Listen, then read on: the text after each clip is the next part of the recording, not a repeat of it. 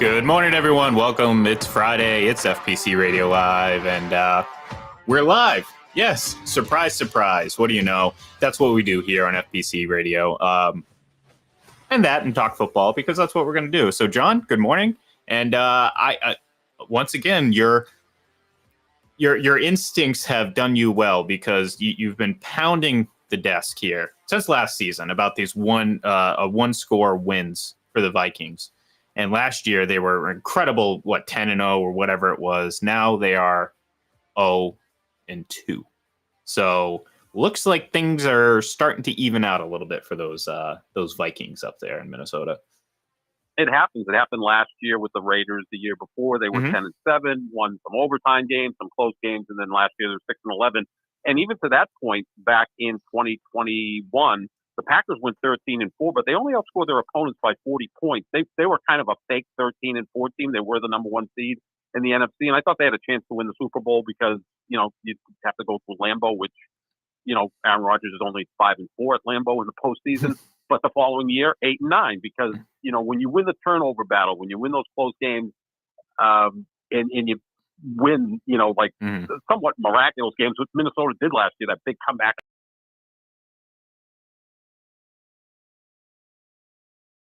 Yeah, the crazy to bite you. So, that's what it's going to be this year. I see them being 8-9, 7-10. If Chicago wasn't so bad, and I think Chicago will be improved, Minnesota could finish last in that division because I think it's going to come down to the Packers and the Lions. I think they're the two best teams in the North.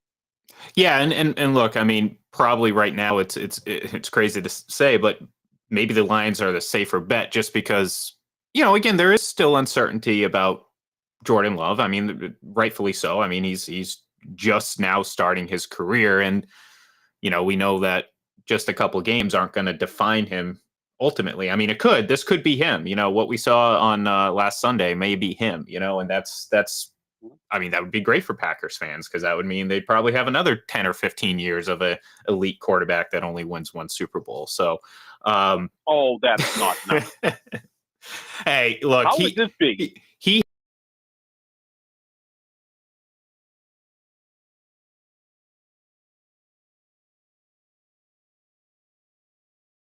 We've just got to be. Let's say Zach Wilson matures into a nice quarterback. God. The Jets show up in the Super Bowl against the Packers with Jordan Love, and Aaron Rodgers is acting like Michael Douglas and falling down, or on Wall Street where he's ready to choke someone because he got swindled by someone that. Yeah, no, that would be Packers Jets Super Bowl. Oh Lord. Well, look, I know we have those commercials now where they talk about the script, the season script. That would be something that would be script. That would be, if that were to happen, then maybe I would buy into the whole it being scripted thing. But as Tom Brady so eloquently pointed out, if the NFL was scripted, would he ever agree to losing to Peyton's little brother twice? No, I don't think so. His words, not mine. But anyways, yeah, so the Vikings, obviously, not really surprising that they're struggling out of the gate. They're going to find themselves out. I mean, they already have 0-2. I mean, we know it's I don't know what the percentages are going to become now with the 17th game, but we know that traditionally teams that start 0-2, there's not many. It's not impossible, obviously, but there's not many situations where teams ultimately overcome that and certainly go on and win a Super Bowl. They may come back, make the playoffs, who knows? But there's a lot of things to be concerned because this team has talent. It certainly does. But as I've said before, I mean, it's like Kirk Cousins is a nice player, but it's like last night they're down, early, and his numbers are going to look decent because, well, they played from behind. And to me, that doesn't really move me too much. You know what I mean? Like that to me is just like, okay, that's going to, again, at the end of the day, we're going to look and say, wow, Kirk Cousins had 4,400 yards and 33 touchdowns and 12 interceptions. Like, is he elite? Well, no, he just has a lot of talent around him. And I think he like there's something about the timing of when you do things as a quarterback. And there's no number for it. There's not. I mean, I'm sure some of these advanced metrics may take into account some game situations, but it's more so the impact you have at the right times as a quarterback. That's what makes you great. And I just don't see Kirk Cousins as being the guy who makes those plays in those moments. And it doesn't mean that, other players can't make a mistake. I mean, look at Justin Jefferson, big mistake. And we're going to talk about that touchback rule here in a second. I want to bring that up. But it's just, to me, it's just, he just doesn't come through enough in the biggest moments. And that's what separates good quarterbacks from great and elite quarterbacks, because great and elite quarterbacks win those games. Good quarterbacks don't necessarily. So, and that's how I see Minnesota. I see them as a team that has a lot of talent, has a lot of flash, but ultimately they're a regular season team that just doesn't move me at all, and maybe not even a regular season team this year. Yeah, I think third or fourth in the North without question. And Cousins is a guy who puts up a lot of meaningless stats. Maybe not quite as good a quarterback as Phillip Rivers, but somewhat similar in that sense. I mean, Rivers. Yeah, I can see his that. Career is top 10 in yards and touchdowns, and people are talking about potential Hall of Fame candidacy for Phillip Rivers. And look, Kirk Cousins in the next few years will probably make the Pro Bowl because the NFC is not so deep in terms of quarterback play. So when his resume's finished, when he retires, you're going to say, wow, look at all the yards and the touchdowns and the Pro Bowls and yada, yada, yada. And you say, okay, but do you have any memories of any big moments with Kirk Cousins? No, because he has exactly one playoff you win. Like that. That's it. You like that. That's like, where's the beef? Okay. You're kind of living off that for quite some time. Yeah, absolutely. So that's where they're at. And again, Jefferson is in the discussion as the best receiver in football. So people are going to tune into Minnesota, obviously, to see what he can do. They've got some nice players, but they're not a real deep roster.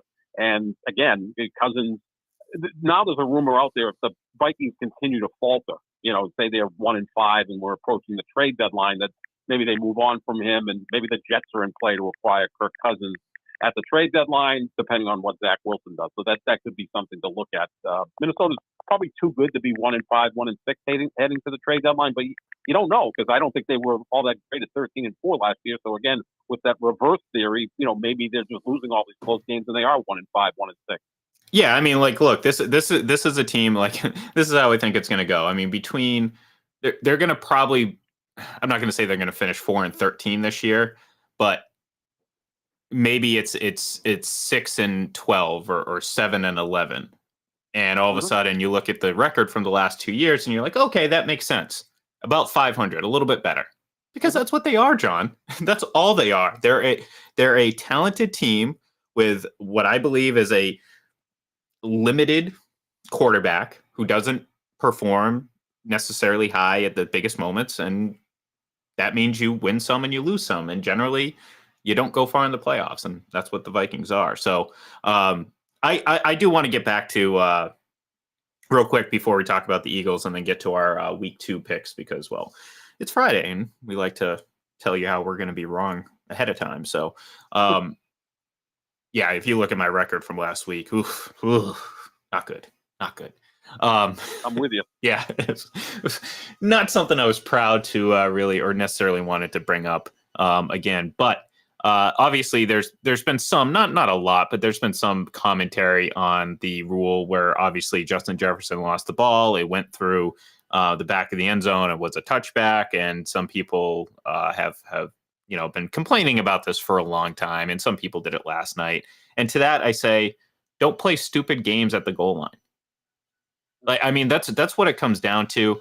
People are like, why does it make sense? Well, why doesn't it make sense? Because what happens? You fumble the ball. Like, why would you know what I mean? Like, you shouldn't be rewarded with an extra chance at a possession. Like, you got to understand that where you are on the field is I mean, that's part of the game. So this idea that this is an unfair rule, it's like, no, just don't play dumb football. I mean, that's what it is, John. It's making, I mean, look, I'm not saying like Justin Jefferson's a dumb player. I'm not saying that at all. I mean, players like they're trying to make plays. I get it. I understand. But you just can't so carelessly stretch out like that at the goal line. I mean, and if you do it, you just got to have to understand that sometimes this is going to happen. And personally, I like the rule. I think it's actually a very good rule. And I still maintain that Champ Bailey's fumble went out the back of the end zone almost 20 years ago. But we're not going to talk about that. Anyways, I agree with the rule. They were going to lose that game either way. I mean, they always had trouble in Denver, and I thought they were overmatched that day. But yeah, I mean, that was obviously a close call. But I think with Jefferson, he's trying to make a play and put his team ahead, and it backfires.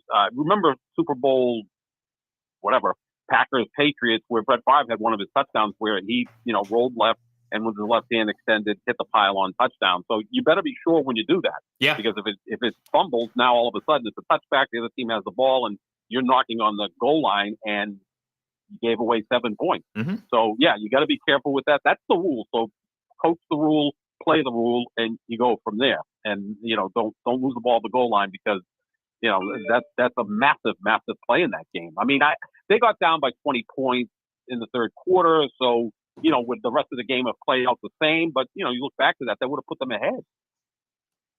Well, and that's the crazy thing. And it's like, okay, how are you blaming Kirk Cousins for that? Well, again, it's about the totality of it all. And, these are things that you just can't do as a football team. And it doesn't help, obviously, his receiver, did what he did because it took that opportunity away. But then again, his play took away plenty of other opportunities. And again, it's nothing specific. It's just his inability to elevate at the most crucial moments. And that's really what separates. So, so the Eagles are 2-0. Any, not concerned, but I mean, they're winning games, and there's, obviously they scored a lot of points. I thought the Patriots defense did a really good job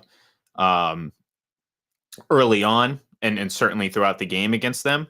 Last week or yesterday, I thought the Vikings were, they passed, they were good in the pass game for the most part, except for those massive massive gains that they allowed. But it seemed like the Eagles were just really focusing on running the ball. And I wonder if that's a product of a new offensive coordinator and kind of adjusting to a different scheme.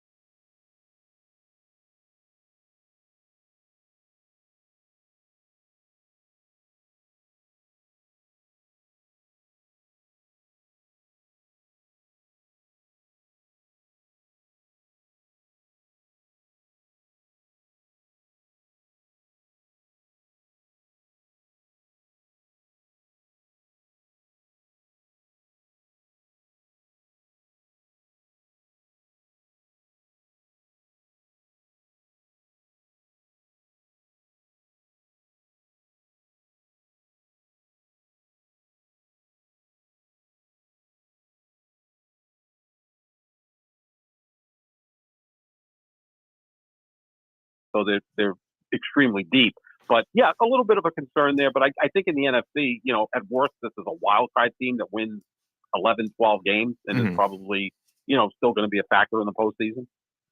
Yeah, no, and yeah, I agree. And like I said, I mean, I might still be leaning towards just, it's a little early season, kind of getting through just trying to get through the I don't know, I guess the early season hiccups or whatever.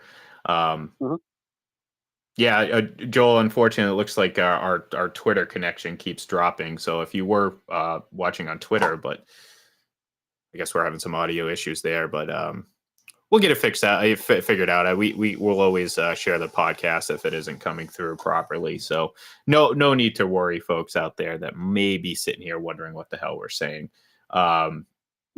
So maybe we're making more sense. Who knows? Okay, we're back. All right, Joel. Well, that's what I thought, because Joel, you commented earlier, so I'm like, wait a minute, I'm pretty sure you heard us at one point, but no, I have gotten a few notifications on my back end that we've lost connection a couple times, so that's probably what it was. Or perhaps you just caught us when we were running off expletives, So,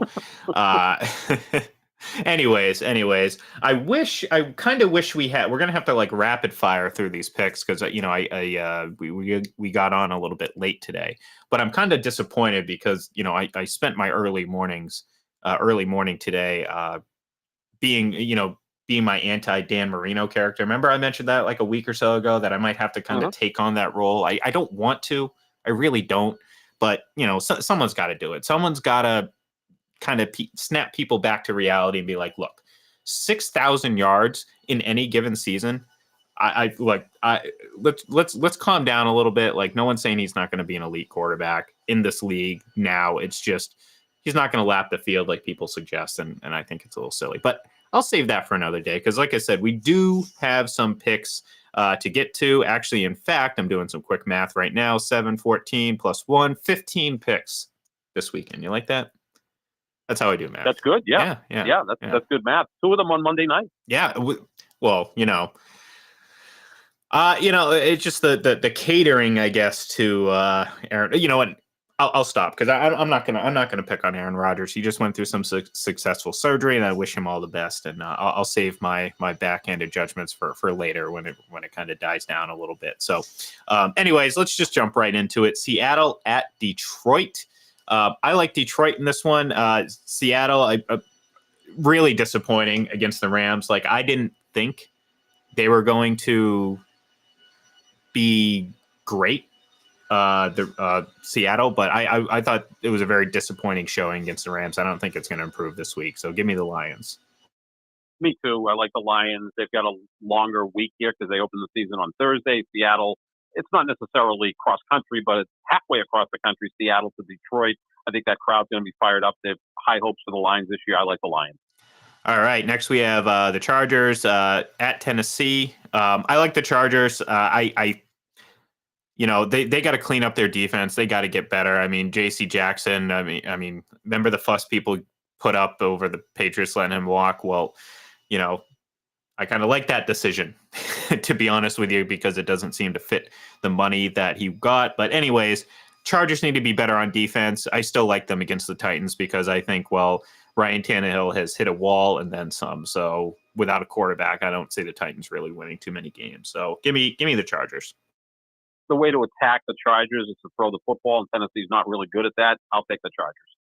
All right. Tempting after a week 1 loss to take the Jags over the Chiefs, but that's not going to happen. The Chiefs are going to this is going to be a good game. I'm very eager to see where Jacksonville kind of sits against this team and whether they can compete and if we should really take them seriously. I think we can take Jacksonville seriously. I just don't think they're going to win this game. So give me Kansas City. Yeah, again, Kansas City, like Detroit, opened the season on Thursday, a few extra days to prepare. So get Travis Kelce healthy. Now that he's dating Taylor Swift, he's going to be playing with even more confidence. So yeah, Kansas City will get back to 1-1. All right, Green Bay at Atlanta. The Jordan Love show continues. I like Green Bay in this one. There's no reason not to pick them. As long as Jordan Love keeps playing good football, this Packers team is going to be pretty good. So Packers win. Yeah, I'll go along with this. This could be one of the sneaky entertaining games of the week. I picked both of these teams to win their respective divisions, although their divisions aren't that great. But yeah, I think Green Bay goes on the road and they win this game, start the season 2-0 with both road victories, and confidence will grow in Green Bay. Packers get the 2-0. Cincinnati hosting Baltimore. Already a pretty early big game for Cincinnati after that week 1 loss. And I hate to say it, but looks like Cincinnati's going to fall to 0-2 because I like Baltimore in this one on the road. I think Baltimore can certainly play better than they did last week. But Cincinnati, I think, is going to be in a unfortunate 0-2 hole. Not something they're not used to, but certainly not ideal.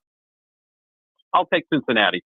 They were god awful on Sunday. They may have been the worst team on Sunday because the other teams that were contenders for the worst team, like Pittsburgh and the Giants. Oh well, I was going to say the Giants. Don't forget about the Giants. They were bad. No, but no one's picking them to win the Super Bowl. Cincinnati was like, really, they were that bad. They scored 3 points, although they never play well in Cleveland. I think they'll even their mark up at 1-1 and beat the Ravens, in which will be a big contest early in the season because these are the 2 best teams in the AFC North.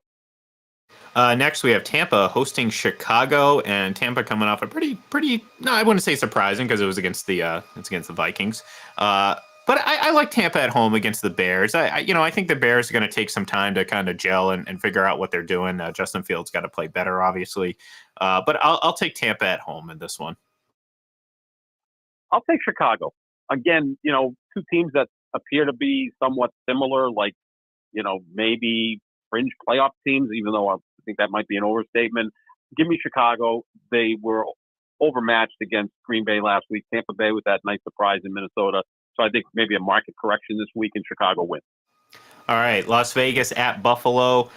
Maybe if this game was in Las Vegas, I might be eager to pick the upset, but I'm going to have to go with Buffalo on this one. And I like it to be a pretty close game because I do like Jimmy Garoppolo. I think he's a better quarterback than what they've had, but I think the Bills will win this one. Yeah, they don't want to get off to that 0-2 start, get the fans turning against them because there's high expectations. Buffalo, which is nearly a 8-9 point favorite in this contest, should be able to win comfortably. +8, I think, through points, MGM. Yeah. So Texans hosting Indianapolis. You have 2 bad teams in the AFC South. I'll take Houston. Can I pick a tie? Like, sure. Could they play for 70 minutes? Let me do that. Like, I'm sure there's odds out there that you can pick a tie. There's always like 1 or 2 ties in the NFL anyway. Doesn't this look like this is a game that could end in a tie? I'm going to pick a tie. How's that? Good. Well, because I pick a tie for the next game we're going to talk about, and that's the Giants at Arizona, another stinker, I believe. No, I did take the Giants to win this game, but yeah, this is certainly going to be a game I probably won't be paying much attention to. Yeah, this will be one of those games where, when you see the map of where the coverage is for each game and Patriots Eagles was most of the country. Well, this is a game that's going to only be shown in Arizona and in New York, and that's about it. The Giants, I think, are better than Arizona, not by much off of week 1, but the Giants should be able to win. All right, you have San Francisco heading to the Rams. Rams coming off a surprising win. I got San Francisco. I'm not even going to hesitate with this one. Yeah, I think it'll be a little bit closer. One of my other betting theories is the teams that are playing in the upcoming Thursday night games, which in this case are the Giants and the 49ers. It's a tough task for them. Maybe they pull back a little bit, especially when they think they're the better team. I think the 49ers, who looked awesome in week 1, are better than the Rams for sure. But maybe it's a little closer because this is one of the best rivalries in football. All right, Jets at Dallas obviously takes on a whole different view after last week. I got the Cowboys in this one, and I think pretty comfortably. Yeah, these are 2 of the best, if not the 2 best defenses in football. The Jets are going to show up with that, but man, how are they going to keep Micah Parsons off of Zach Wilson? Micah Parsons is a guy who at some point this year is going to have like 4.5 sacks in a game, and it might be this week. Dallas is better right now since Aaron Rodgers is out for the season for the Jets. Next, we have New England. Oh, I'm sorry. No, Denver hosting Washington. I took Washington. Denver, I don't know. I got to see more from Russell Wilson. You saw a couple good things last week, and then they still lost and didn't score that many points. So I'm not quite sure if it's the same or it's going to be different, but I'll take Washington on the road. 2 newest ownership groups, right? Denver sold last year. Washington sold this year. I'll take Denver at home. Their defense is still really good. It is. But again, Russell Wilson looked a little better in week 1 than he looked last year, but, emphasis being a little better. But I'll take Denver at home. I think it's always a tough trip going out there, especially when you only do it every 8 years if you're an NFC team. So I'll take Denver.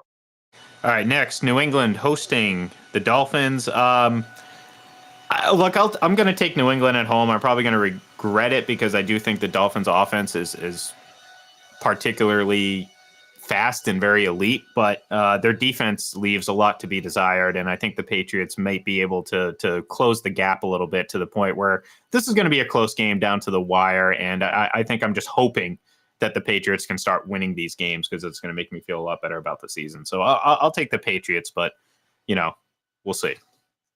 I like the Patriots in this matchup. Belichick's always done a good job against Tyreek Hill, double team him, offer some bracket coverage against him. But the problem is now they've also got Jalen Waddle, who's an elite receiver in his own right. But I like the Patriots because Miami traveled from Miami to LA last week, back to Miami, now up north to play the Patriots. Patriots, this is not a must win in week 2, but you don't want to get off 0-2 since the last 30 years.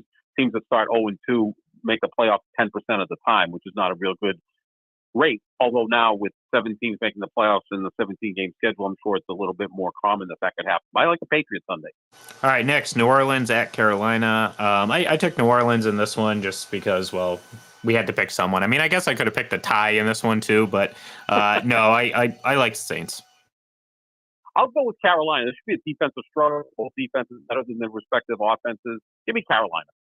All right, and you know what? We're going to save Monday night for Monday night because it'll give us something to do. So Pittsburgh and Cleveland, which should be a barn burner, as they say. But thank you, everyone, for tuning in. That's going to do it for us for the weekend. Keep an eye out on Sunday for Full Press NFL Sunday. Of course, we're going to go through all these games and get you prepared for hopefully another great weekend. And then John and I will be back Monday to break it all down, as they say. So thank you, everyone, and we'll talk to you then.